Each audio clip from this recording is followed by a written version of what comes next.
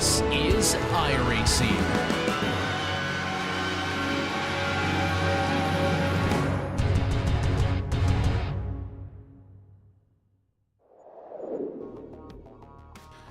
It's the home of the mass-produced motor car. The Ford Model T was one of the most amazing cars which set in motion where we are today, where motoring is just a pastime and it can be a life for so many others. When we bring it virtual, we head ourselves to a circuit which has hosted some of the most amazing racing when it comes to action in the United States. Welcome over the top of the MacArthur Bridge. Welcome to Detroit Belle Isle, and welcome to your fourth round of racing in the Skip Barber Race Series, here with us on the Global SimRacing Channel, racing on iRacing. Good morning and good afternoon and good evening to wherever you're watching from around the world. My name is Jake Sperry. Alongside me in the booth for this one is Howie Burrows, as we've got Daniel Costello in the director's chair with Christian Deploy assisting, and cameras provided by Dougie Beard. But this is a circuit that does have a lot of legacy to it, to many IndyCar followers and those who do follow the US scene when it comes to motorsport. While it's not run anymore here at Detroit, it is still one of the most important circuits that iRacing has to offer as one of its very few street circuits on its service. Let's take a look at our GSRC track guide to find where all the lumps, bumps and pitfalls are around this circuit. Welcome to the Belle Isle Street Circuit. Situated in a beautiful park on Belle Isle itself, it rests in the Detroit River, sandwiched between the Motor City and Canada. With it being in the far north of the Midwestern United States, as you'd expect, harsh winters make this a bone-jarringly bumpy track. It's most known for IndyCar's yearly visit, but has also seen IMSA hold rounds here lately. The 14 narrow corners only add up to a mere 2.3 miles in length, but it can tend to feel like a lot more just from the sheer stress of keeping your car out of the walls. Runoff is non-existent in the majority of corners, so mistakes tend to be punished with race-ending damage. The dangers include the tight and twisty fountain section with its rapid-fire set of bends, and the frightening turns 12 and 13, which end the lap with two swift kinks. However, the most notorious spot on the track is the exit of Turn 2, made famous by collecting the Corvette pace car into its hungry walls one year. The first two turns are a quick chicane, so the extreme change of direction, plus the rise in the track as it crosses over a creek, means grip and balance can disappear in an instant. While the setup of the car can sometimes help lessen the annoyance of the bumps a little, what this place all comes down to is driver skill and daring. Precision will pay off with the close proximity of the barriers. While it isn't a stroll in the park for drivers, fans get to enjoy the beauty of the scenery, all while watching some of the most thrilling racing an American street course has to offer. There's a reason why this track is so feared and why we come here today, and you need to be at your level best. So when we watch a circuit like this, when we watch drivers around this track, Howie, that there isn't really many great places to make passes, but I look at Turn 3 today as a great place to go and make the move done. I look at Turn 7 exiting Strand Drive to go through the 7-11 complex, I like to call it, from Turn 7 all the way to Turn 11. And also into Turn 1, you can get a brave run along Sunset Drive. Indeed, with the way these cars draft, I figure we're going to see some crazy runs and some crazy trains run all the way to the end. But while every other track on the schedule gives you a little bit of tolerance when things go wrong, the walls here are going to eat you up for breakfast. Nothing like a little bit of fear of the concrete in the morning in these slow but very, very tricky cars.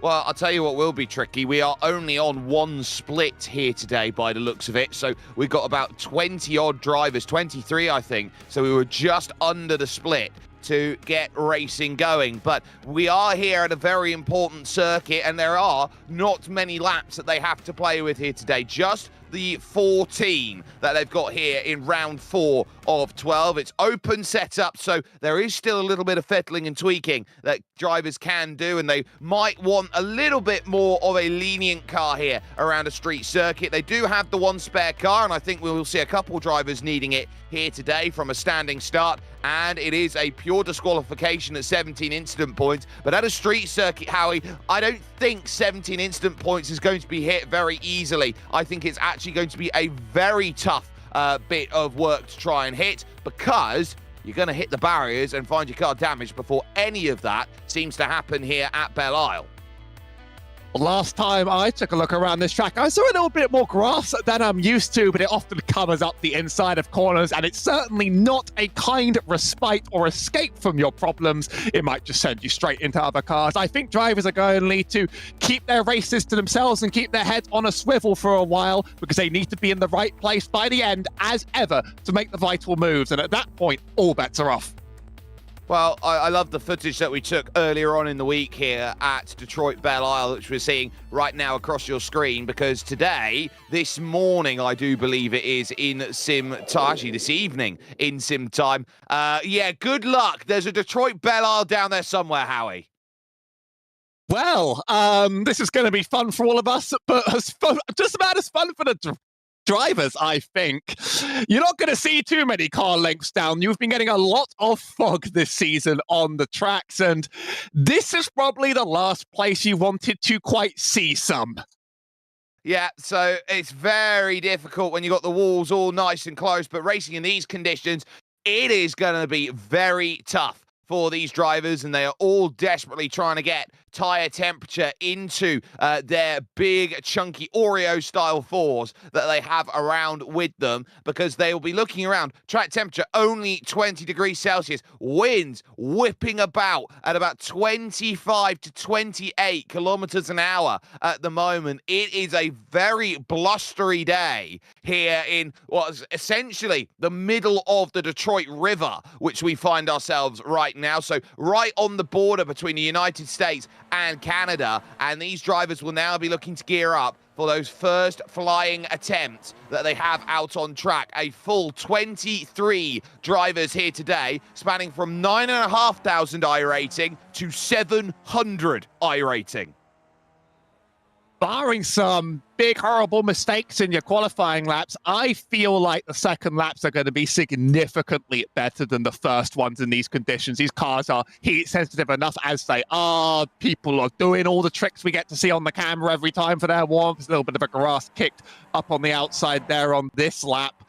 And so when you're just trying to get anything into a car in this horrible, horrible, foggy morning, we're going to see a massive, massive jump, and whatever we see at the end of the first lap is not going to reflect anything that we see at the end of the second. I wonder if that grass on the outside is going to catch some people. It's not what you expect to see around here, and it can invalidate a lap in a heartbeat. But as you said, I don't expect to see them used judiciously in the race.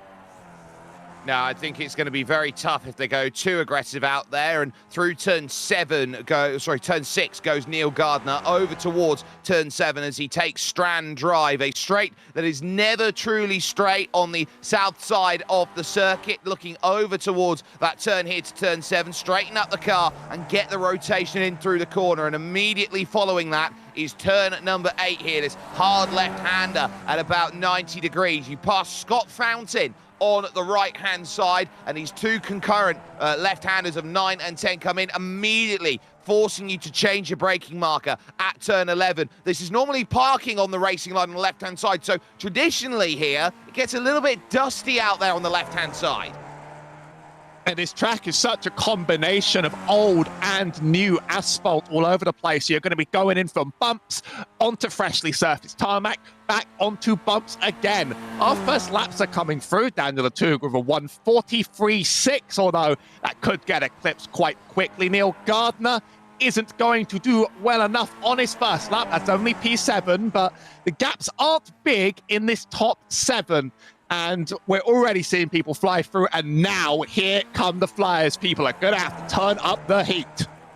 Yep, Sam Devontier is certainly one of them, as Samson Palatman now has the quickest time on a 43.528. No Benny Simonson here today, so Devontier takes the default number 1 number for the highest iRating in this field. 1:43.9, good enough to go to 5th fastest. Seb Scholes, first time we've seen him this season, goes 2nd quickest. Jose Luis Mayer now is the next one, and will, the mayor of Quicksville, find himself a real chance to go to the top. He was lightning quick over at Okayama a week ago. Will be looking to go and find pole here today. You talked about the wide iRacing split. Indeed, there are drivers from the top to the bottom, from the 7-8,000s to the 800s. An average SOF of 3.5, though, means that it's a very, very high skill and a very, very tight margin lobby. Dennis Johansson hasn't set a lap yet, and I don't know if he'll get the second one done after this one. A big hop and skip over the curve, that could be an easy way to eat an off track, but I think he's kept it within the margins. Still sliding that rear through this tight section. This track looking a bit wider than I expected in cars this small, as a Tuga set a 143.2, and Johansson, he's still got some time to go, but he's only really got one shot for it. And the Italian stallion moves to the top. Augusto Lovisolo, who was locked out of top split racing last time out at Okayama, now back to the point and getting what he needs. Palatman goes second quickest, short by 15 thousandths of a second. Johansson through turn 8, through turn 9, through 9 and 10, now into 11, and looking to pick the runner off the exit. You've got to be millimetre precise off of the exit of these corners to give you all of the run necessary to go and put your times in on the board. And the likes of Sam Devontier goes only to P6 with his lap time. So we'll see what Johansson can do now as he gears out of turn 13. A small kink of 14 ends the lap over to the line. Dennis Johansson, 43.8 only managed there by him, so will need to go again. Has one more lap, but 7th currently, but it's going to run out of time to get the lap down in on the board. So that's huge. Here comes Mayer, though, over the line. 2.5, 76 thousandths short. Just look at how close this top four are. Less than a 100th between the top three, then only 200ths with a Tuga in 4th. People are fast here, and they're stepping it up. I think Chris Wayne might have a lap in his system if he gets it over the line in time. As we also take a look at Rafael Monero Ruiz, one of the drivers who I don't know if he expected to end up in a race like this, but he's going to have to share this grid very soon. This lap isn't going to count. And as Jamie Llewellyn, just a few more drivers at the back hoping to finish their laps off. It looks like everybody has gotten something legal in on the board. Yeah, the only exceptions being Lee Payne and currently Jamie Llewellyn, who will be one there. There is Chris Wayne, who is hoping that he can get himself over to the line. I think Llewellyn has just backed out of it because he has just hit the wall. So Wayne will have this final run. It's going to be very close between him and the line here at the Motor City, because he's got 9 seconds from here, and he's going to need all of that engine power to get him to the line. And I think he's going to be short, and I think he's going to be short here by 2 seconds. So that will not count. We'll take a look at your starting grid here at the Detroit Grand Prix at Belle Isle, and it's car 13 who is going to be on the front. Augusto Lovisolo will have himself there on a 43.251. Jose Luis Mayer will be alongside for company on that front row. It's then Samson Palatman and Daniel Atuga who will house themselves 3rd and 4th, with Seb Scholes starting in 5th, and Enzo Cantor, who was feeling quietly confident after yesterday. He feels like he's got a shot today in P6. Sam Devontier lines up 7th with Dennis Johansson in 8th, with Brian Kelly starting in 9th position. Jerne Zorec was the bubble driver 1 week ago. He will go from 10th. It's a busy grid, and I don't want to know how they run off that starting grid. Jesus Cabal sits in 11th with Peter Sopanki in 12th. Neil Gardner gets 13th with Yannick Marrell in 14th. Tex Dillon sits in 15th with Chris Wayne in 16th. Rafael Monero Ruiz in 17th with Brendan McDonough in 18th. And Adam Durant in 19th. And Tyler Charlie Evans on row 10. We're still not done.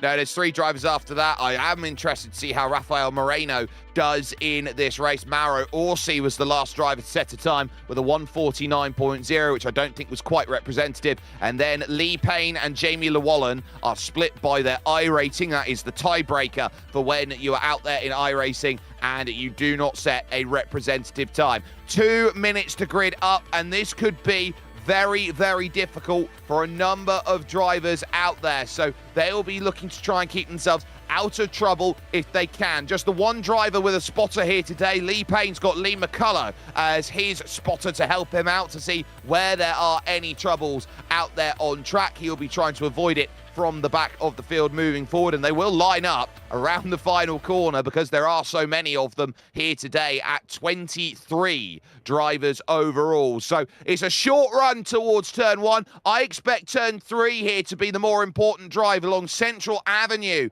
as they run on in. So keep that in mind as they get themselves sorted. Lights will be on if they can see them here at Detroit Belle Isle. Lights are out if they can see them. And we are underway. Lovasolo with a good start. Mayer immediately falling into rank and file, and they do so through the first 5, 6, 7 positions. The only side-by-side is Yerne Zorec then, as he has to deal with Jesus Cabal going through the opening couple of corners, but a clean start as they run over the river. And now towards turn number 3. Will there be searches down here? Trouble in the back just about we can see at this moment, but side-by-side they go. Mayer down to the inside, looking for the race lead on Lovasolo, who takes the outside line and almost tags the wall.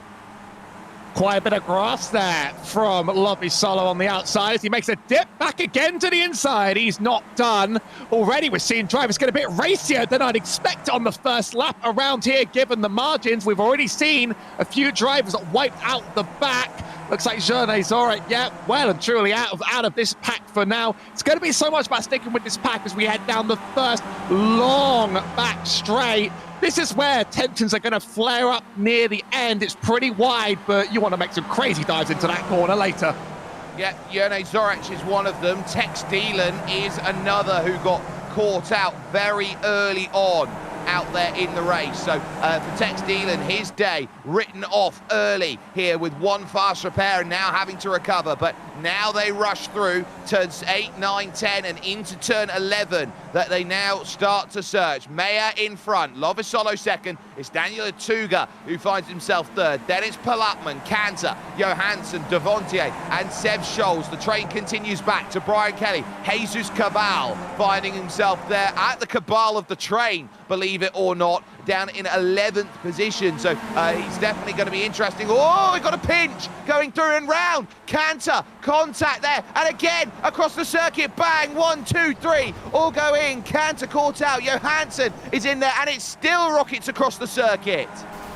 They'd stop a race for this sort of contact. That's a blown engine, and that's going to be another tow to the pits for a spare car already. Plenty of the fastest drivers here being wiped out, and it's given a huge margin to this top 3.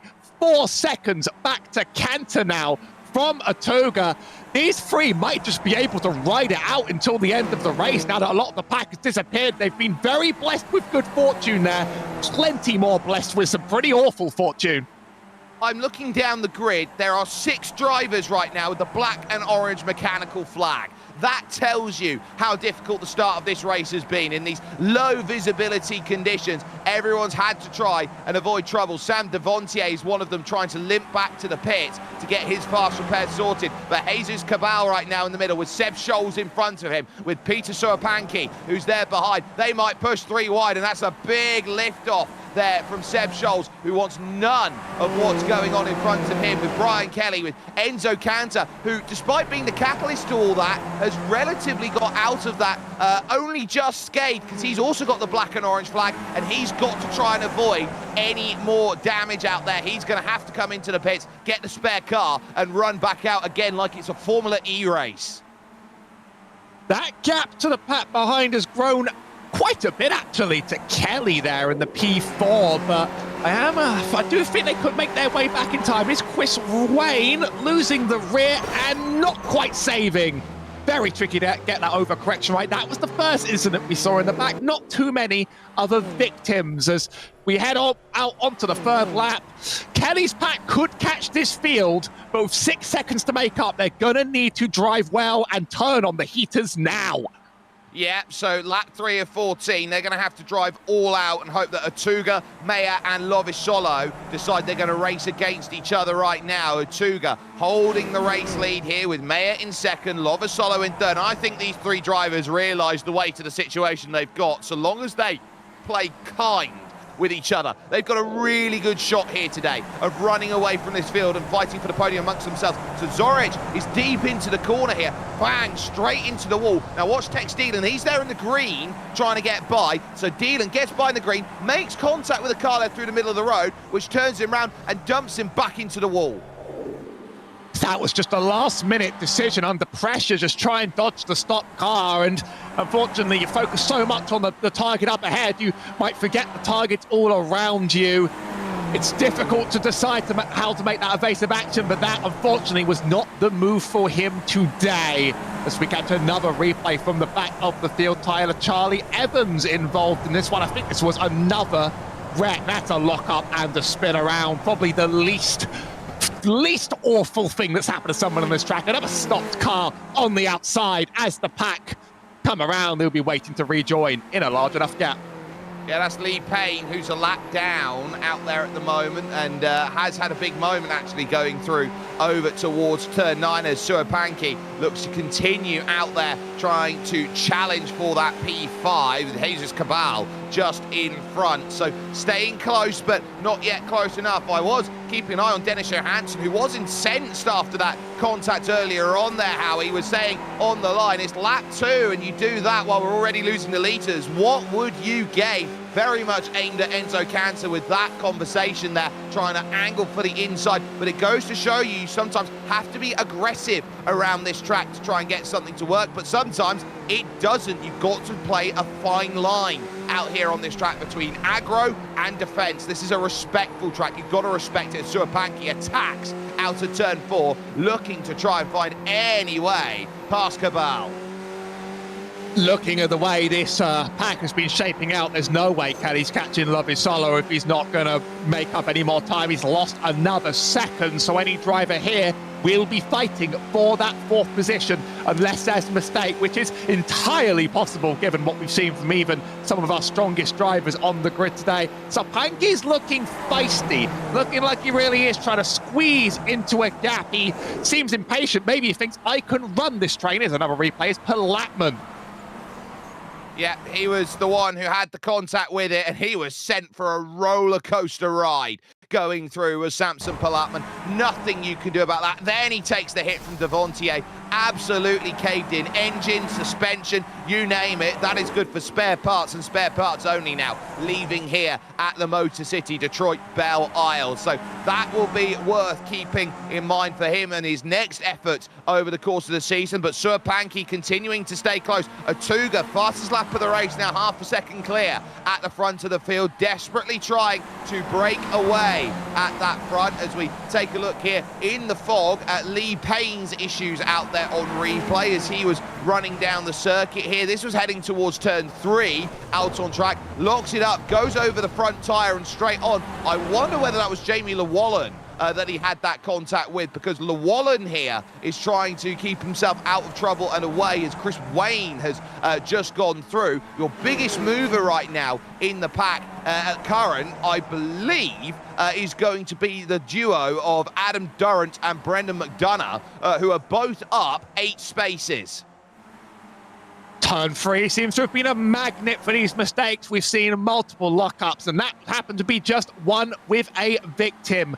I don't think Atuga's running away from this pack very much. Louise Mellor's already right in the rear guns again, and really all 3 of them are just going to want to hold their train, not make a silly mistake. They've seen what happens when people get aggressive, and they've seen the tempers at flare already, and there's going to be plenty of time to make their crazy moves to finish out this race. But they are playing a quite disciplined game, not really scrabbling for more. Meanwhile, I think Cabal and Suapanki are thinking, if I can lead this pack, I can go a little bit faster and get ahead and maybe pull up. Although 8 seconds, it's growing and growing and growing. So if they want to do it, they're going to have to move sooner too.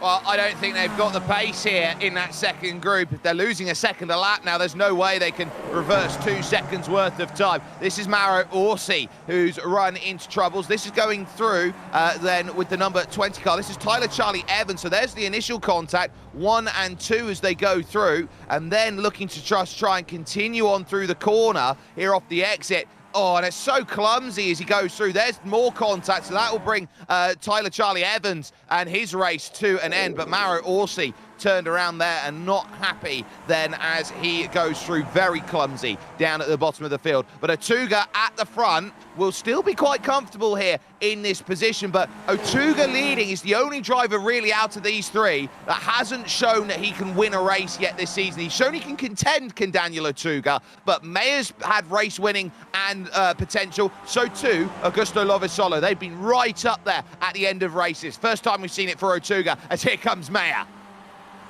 He might end up going for it this time around, but I'm not sure how good the run is down that straight. It seems as if you pull out a line immediately and then the parachute comes out the back of your car and you're not going anywhere. Every time we see a replay, something horrible is about to happen, and I think that's about to happen to Rafael Monero Ruiz down that long straight. Could this be another lockup? It's actually a bit of oversteer into the hard wall. Victim after victim, some just self-inflicted again. It's hard to keep a car around here consistently for that many laps. It looks wide and inviting, but it's more brutal than you could possibly imagine. Yeah, when you go through the wide Central Avenue over to turn 4, you're reliant on the trail brake to get the rotation through the car, and when you don't get that, it is disastrous out there. Lovisolo on the back of this group now, lighting the timing sheet purple. First driver into the 142s with that 42.9. But Otuga will need to look out. Mayer half poking a nose out then, going down Central Avenue, thinking about just seeing if there's a distraction in through the corner and having to lift out of it a little bit, going through the middle, just about avoiding any contact there. But this top three is going to be where the race is. Second group now has changed a little bit. It's now Jesus Cabal who's moved himself up into 4th, Brian Kelly down to 5th, and then you got Stuart Pankey and Neil Gardner. And Gardner here, after that 13th place in qualifying, could be staring down the barrel of P4, and that would be a wonderful result for him. Gardner, I've often found them to be a bit of a dark horse who ends up in places you don't expect him to be after qualifying, and he's been a very consistently strong racer. Wouldn't count any of it out. I think this pack is going to race more aggressively, even if they can't make it up front. I've been seeing them making more moves out of line. I've been seeing them sort of tussle and jostle with each other. I think some of them think maybe they deserve a little bit more than where they are right now. They're still going to have to find their window and be patient. And patience is what we're seeing from this lead group. But I feel like the patience is a bit of a facade. They know the strategy game. There's no way they keep it clean all the way to the end without someone eventually deciding, I'll take some of that.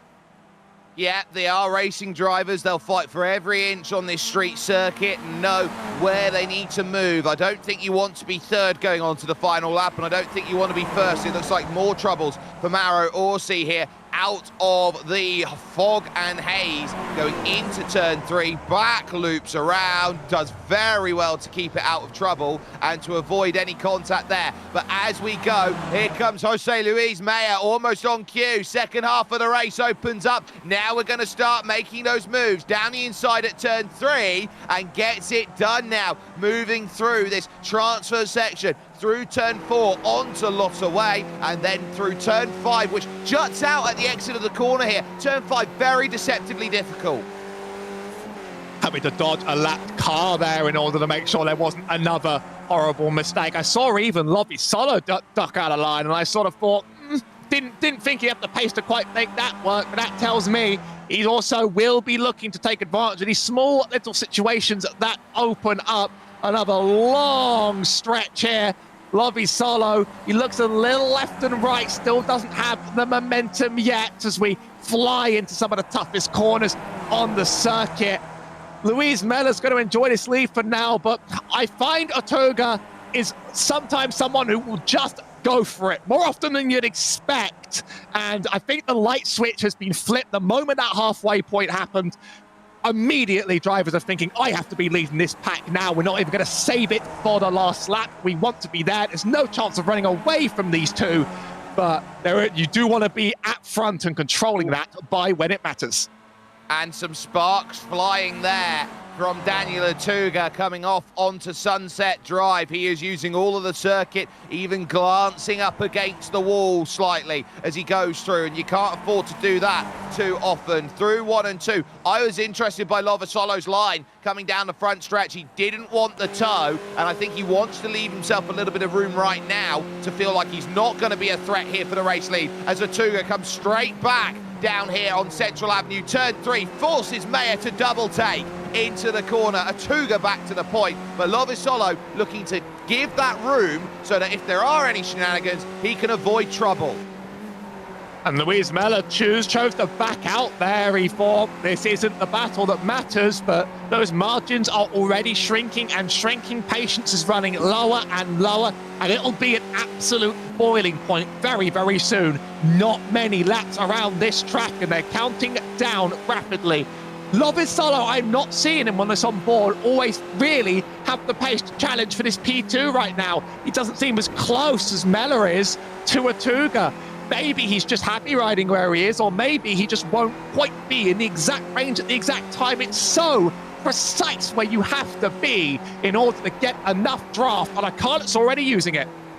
Yeah, this is where you're just sitting back and saying, well, what am I gaining out of this scenario? Where is the result that I want from it? And speaking of those who are gaining, Brian Kelly, I think, has almost run away from Jesus Cabal in 4th position, who's having to really deal with Suapanki and Gardner, and the pace that's being kept up there. So I think there's more importance going on in that secondary group as well. But Lovasolo this time a lot closer to the back now of Jose Luis Meyer, and this becomes a case of who gets the drive out of 2. Lovasolo for not being that close, 42.5 on that lap. They are turning up the wick here, and Lovasolo now might want to try and make this move, might want to go to the inside and try and block on in. Jose Luis Meyer, he's going to have to lift out here at the braking zone. Lovasolo down the inside, almost gets his 2 for 1, but moves himself to the best seat in the house, P2.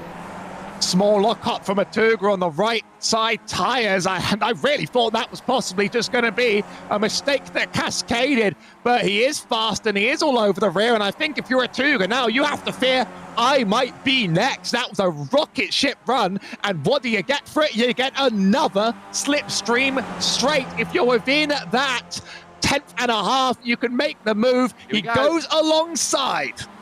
Side by side, and Augusto Lovasolo is going to have to go the long way around as they enter the 7-Eleven complex around Scott Fountain. Turn 8's on the inside, throws the car into the corner, and Atuga's on the wrong side of it. Mayer now has 2 left-handers in a row that he can pick the run-up on, but he lifts out of it because he knows that big right hook of a right-hander at turn 11 is where they need to fall back into line. They are properly fighting now, but it's Lovasolo to the point, and there's only 4 laps and 2 corners left here at Detroit Belle Isle, and it's about hold on to your hat. Where do you want to be best placed? Mayer now looking, Palatman down the order, sets the fastest lap out there with his fresh car, but Jose Luis Meyer, I think's really desperate to get back to P2 as soon as possible. He is swarming round the back of Daniel Atuga, looking for any weakness. If this is 4 to go racing, I don't want to know what 1 to go racing looks like. All 3 drivers moving to try and either get out of line or break toe. Lovasolo holds that outside, blocks at Louise Meller, and that's going to open up Atuga. That was quite a wide line taken, little bit of a dip on the grass. I think Atuga definitely has the better line, but even that 3rd place car could jump in if he sticks behind. Just the nose ahead from Lovasolo still as he gets the inside on the left. And I keep wondering, when's Atuga going to clear? When's he going to clear? This is anyone's game. It absolutely is. The off-camber turn 6 changes everything, and almost bump drafting along Strand Drive 1. 3 wide! We're going to go to turn 7 through the fog, and now Mayer on the inside, Lovasolo on the outside. Watch out! Atuga takes the tap. Lovasolo grabs the wall on the outside. Mayer's the only one who's come out unscathed, you'd feel, at that moment. A huge warning shot. Atuga's now got to chase down 6, 7 tenths. But that is the level they've got to go to. How dangerous they will take this to try and win this one outright. I think Atuga got lucky to not end up in the wall there, and I hope his damage doesn't slow him down enough. This is one vital lap. He has to run it perfectly or he is gone, and this is a chase of 2. He's got to be frustrated that that's happening. Not even in the last couple laps of the race. There's still margin to go here. Atuga's got damage to the front wing, so this is going to be very tough for him to stay with these top 2. He's going to be hurt on the aero balance out there. Not much, but enough, I feel, to not be an immediate challenge. Jose Luis Meyer is going to pinch him over to the right side of the road. Lovisolo's not got the drive, and Meyer now moves himself to the front of the field with 3 laps to go and throws it very deep into the corner, grabs a half a width of grass going through, and now every corner becomes exemplified. It becomes exacerbated, and you look around here, every corner is a learning process for these drivers. Who's got what? And I think Meyer, with a clean car, has got a little bit of walking room here by comparison to Lovisolo. I'd wonder whether he's picked up a little something on the back as he goes through. He'll be a little worried about how much he'll have to turn the steering wheel and maybe scrub a tiny bit of speed. But I think if Lovisolo's nursing damage, or Atuga, who hasn't totally lost the pack, I think it's going to exemplify the aggression in their moves. Here's the pack behind. Jesus Cabal held to the outside by Brian Kelly, who is not going to make it clear through the tight corners. They're still fighting just as close, and they don't have damage. So we're going to see fireworks blow up at 2 places at the same time, all over the track. Yep, so this group right now, led now by Jesus Cabal. You've got Brian Kelly, you've got Neil Gardner, and Peter Suapanki, who sits there in the midst of this. So this is for 4th, 5th, 6th, and 7th. So this is for best of the rest out there at this stage, knowing that the front 3 are clear, and with a couple laps to go, they're searching. That's how tough it is. You can't see the end of the section. Only now will you get this braking zone. Lovisolo waiting and waiting, and I don't think he's quite close enough to make that move. He'll be staring to the back of that very tiny red rain light there on the back, which will indicate this is where I have to try and see, and they'll use that as a fog light here today. If he has a good lap, he's still capable of going for it. I think he might have a tiny bit of damage, but it's not going to be enough. But the more damaged and desperate you are, the more desperate your dive is going to be into these last few corners. We're very, very close to the white flag. I think Lovisolo's car still has it in him. He's going to try getting it done this lap. Well, around the outside, he'll try again. He's been bitten once, trying to get it done, but will he be bitten again over the curb? Just enough room given. He's got the inside now at 8, and having to throw it in the middle of the corner is Meyer, and he's left himself vulnerable to Atuga. That's a good run away from Lovisolo. Atuga, though, that damage certainly hasn't been enough to ruin his day. You only get 1 or 2 straights to make your run now. And really, I've noticed the slipstream point on this track, it's about 1/10.5 of a second. If you're outside of that, you don't get it. That's going to leave all 3 of these drivers in a line right now, just watching the one ahead, but with only a few turns until the white flag waves. There's Barney up top to bring it. Everything's on the table now, and I think people will do anything to get ahead. The Italian stallion, the mayor of Quicksville, and then you've got Daniel Atuga, who sits in 3rd watching. These 3 know how crucial this battle is going to be, and they fan out along Central Avenue. Meyer looking to try and get himself closer and quicker, and still not quite there. Lovisolo is holding himself fantastically at this moment through 4, and now over to 5 and 6. It's turn 6, the most important run now left in this race. If you can get a run at 6, you can attack along Strand Drive for 7. A little search to the inside. Oh, tail kicks out there from Meyer, and over the top of the wheel, and into the wall goes Atuga, trying to find the angle. Wasn't going to open up. Lovisolo's given 3.5 car lengths now to run away with, but there is traffic in front in the form of Maro Orsi, who would go 2 laps down. Will that play a factor late as they enter the 7-Eleven complex for the final time at Detroit Belle Isle? Lovisolo, still with a gap, has now just got to hit the corners perfectly because he knows he's got the margin that he needs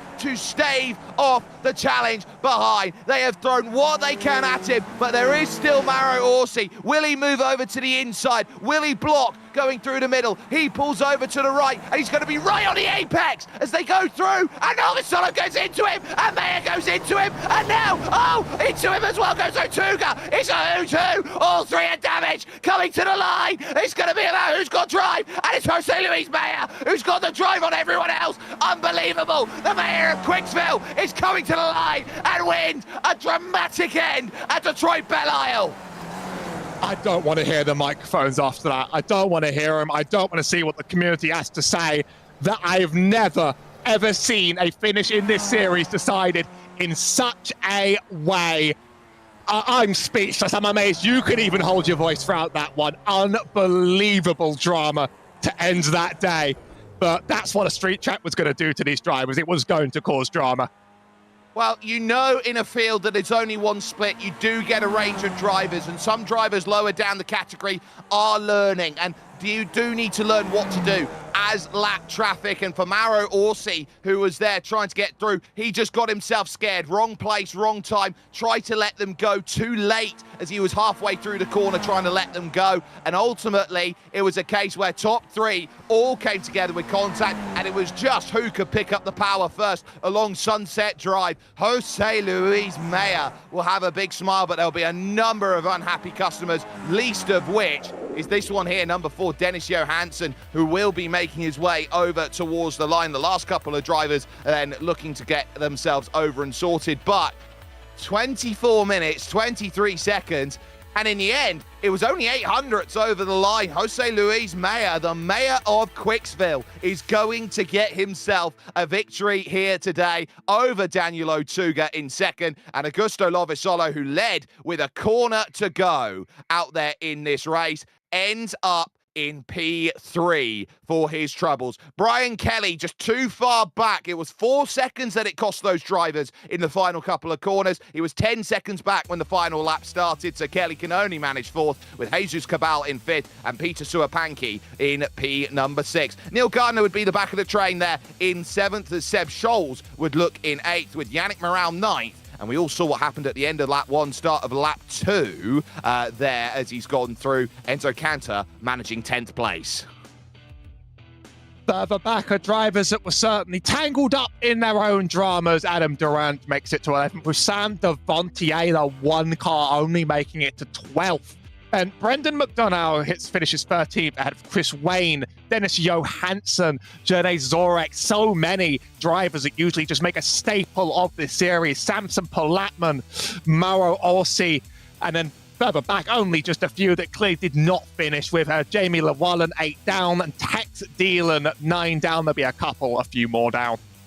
Yeah, Rafael Moreno-Reith then out with 12 laps to go. Same for Tyler Charlie Evans and Lee Payne out there at this point. So a really, really tough ordeal for all of these drivers there who did not find the finish that they have deserved. But street circuits tempers flare, because you've got a lot less margin to work with if something goes wrong. A number of drivers are going to be upset coming off of the end of this race. But when you sit down and you look at it, Howie, on the paper, you think this is going to be one of the toughest races of the season, and it's absolutely just gone and proven itself.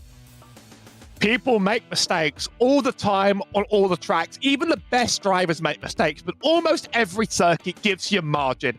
Gives you somewhere to play with. I've gone off the track. I'll rejoin on my own accord. What you saw there is what happens when you get none of it. There is no thrill like it. There is no challenge like it. But sometimes it does end up resembling a demo derby when one or two of these mistakes just spiral out of control. It was wild and it was scary, and I believe they might have a street circuit scheduled next season. If they do, I wonder if they'll bite the bullet again for a good while. Well, next time out, in 1 week's time, they will be heading to one of the oldest circuits that iRacing has produced. It is the Virginia International Raceway that they'll be heading to, which is a lot longer of a circuit and has that one big overtaking zone running down from the old oak tree to Madison Avenue. So when you put that into perspective of what comes along in 7 days, Howie, drivers who have been bottled up here at Detroit, how will they look to extend out what they need when it comes to VIR in 7 days? VIR is considered an iRacing Classic, but we're running the Grand Course next week, taking the infield, that incredibly just nasty, tangly, tricky up and down. Most drivers don't know much of it. It's going to be far more technical than many other weeks here. It's going to be very, very unusual. I can't wait to see what that looks like, but drivers are going to need to get their practice boots on now, because I hear there's a corner with a fairly unpleasant name that they don't want to tangle too badly into. No, and it's one of the big battling corners. We do have Enzo Cantor here to have a little chat with us. 10th place here today. Enzo, you had yourself an opportunity to go out and say, I really wanted to make this race one that worked, but it looked like that you tangled very early on in terms of the process. End of lap one with Dennis Johansson and Samson Palatman. Just take us through your perspective in terms of that incident. Well, hi all, first of all, and then, yeah, everyone in the chat blame on me because, in fact, if you look at the replay, it seems I was so stupid and idiot to do that move. This is a very, very tough track, no space, and if you battle, you every time risk to kill some other drivers. So in the last few races, probably I had some contacts with other, and it seems I was too aggressive, but this time I wanted to explain what really happened. That because I started very, very caught on very, very focus on the track in order to not do any mistake. But if you look at the replay, you can see how clearly Samson hit the wall exiting the last corner before the last straight. He lost very much speed, and we were losing the train. So I thought he would be smart enough to let me pass it on the inside line in order to not lose the train and speed, but we don't understand each other. So I initially thought he was giving me space in the inside in order to let me pass, but it was not, and it was too late for me when I understood he wasn't giving me room. So that was happened. Yeah, it's very unfortunate where there's a miscommunication between drivers like that, and I can completely see it in the sense that you got two drivers who absolutely want to battle, and you're put into a tough situation. You've got to make a choice, and ultimately today, wrong choice gets made. In terms of you, Enzo, as far as you've gone, you've been a driver who's been racing this Skip Barber for a very long time. You were part of the legendary 2K World Cup with Arian De Freitas and Philippe Laibert and all of those fantastic drivers from that era that came through. So when you look at these new drivers that are coming up, this new era of great racers that are coming through, what do you see out of these drivers? Do you see them more aggressive, less aggressive? What do you see out of this new generation of quick Skip Barber drivers? Well, what I can see is that the level is increasing every time. Every time is increasing. There are many, much more drivers faster than before. The competition is very, very, very hard, and sometimes is rude, but most of the time is fair enough to be happy at the end of the race. You know, I'm aggressive, and I was aggressive, very aggressive in the past, too much aggressive in the past. I'm not so aggressive as before, but sometimes I lose my brain, you know, very well. But what I can say is that, well, probably the community has lost a number of drivers, but the community lost the slow driver, but the very fast and the very strong are always here, and I think they are the best driver in the community, because when you see a strength of field of over 5,000 or 6,000 in a Skip Barber, you can clearly see that it's not an old category, it's not a legacy category, it's not a category that will be deleted by iRacing. Absolutely. It's one which we'll see many, many years to come. Enzo, next week coming along, the Grand Course at VIR. How are you feeling about that as a mammoth track? Well, I don't know if I will be here because it will be Easter. But if I will be here, I will try to do my best without killing someone. If not, we will see 2 weeks far. Well, we'll wish you the best of luck either way. Enzo Cantor there joining us, a P10 here today, having to take the spare car and getting things sorted. That will bring proceedings to a close here today from racing action at the Motor City, Detroit, Belle, Iowa. I want to give a massive thanks to the team who's got this done for you here today, of course, from Howie Burrows alongside me, Daniel Costello, Christian Deploy, Dougie Beard, and myself, Jake Sperry, here bringing you all of the context. We've still got great racing here on Sunday because your weekends with the Global SimRacing Channel, they never stop. Here with us, the Classic Lotus Grand Prix Series will be heading to the Circuit de Spa, Francorchamps, and you'll definitely want to jump in and see all of that. Your Easter weekend has a lot of great racing. Thruxton, of course, Long Beach for the IMSA Vintage Series, and then Skip Barbers are back again on Easter Sunday itself. Your early morning joy and glory you will find at the Grand Course of VIR, and that will be a treat. You will definitely want to jump in with us and make sure that you are watching that here on the Global Sim Racing Channel, a Genesis Extreme production. But it's a day where the traffic played a huge factor here today. Augusto Lovasolo, the stallion, has been staggered after that big hit with 2 corners to go. Daniel Otuga there just found himself wrong place, wrong time, couldn't read the tea leaves, but standing head and shoulders in the Motor City is the mayor of Quicksville. It's Jose Luis Mayer who picks up the win, and he will be smiling brightest as he heads to the Easter challenge that comes up next, and that challenge is at VIR.